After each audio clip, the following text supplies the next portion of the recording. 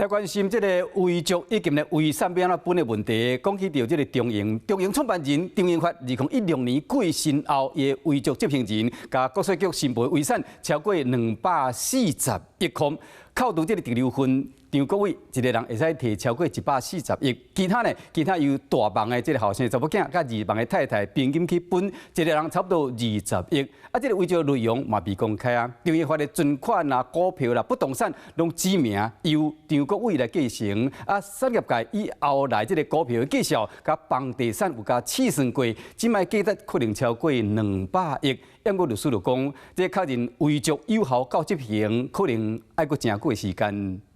没有什么王子负责记，而且我现在是 king， 我也不是王子。新武航空的创办人张国伟甲伊的兄弟啊，小济财产甲经营权，两个人逐年拜年，最高法院也判定中营创办人张英发的遗言有效，指明的财产拢留予张国伟。老爷子有这个实力，让我有这个环境，让我这个小兵去学习，我不要辜负总裁早年对我的期盼。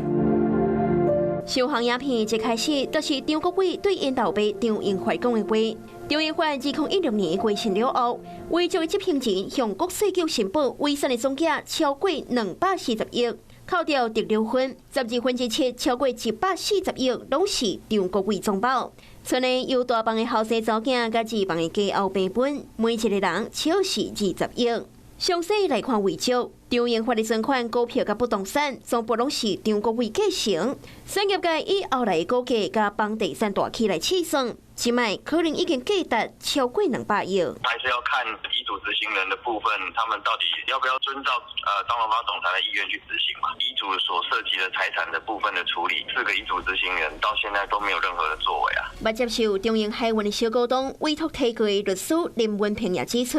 中英海运甲无合法代表人身份的邱国华，卖巴拿马中英国际资产，这庭书嘛无合法，所以提起诉讼，请地检署对查。不动产仍然是属于基金会或属于长荣集团所有，并不是属于张荣发先生个人所有，所以不能直接登记为大楼的所有权人，还是要看张国伟再加上张荣发先生所留下的股权有没有成为多数。兄弟啊，财产甲经营权的问题，在短时间内恐惊也无法度结束。 Hello， 我是林仙怡。想要抢先掌握最及时的新闻资讯吗？赶快订阅、按赞、开启小铃铛，锁定华视新闻 YouTube 频道。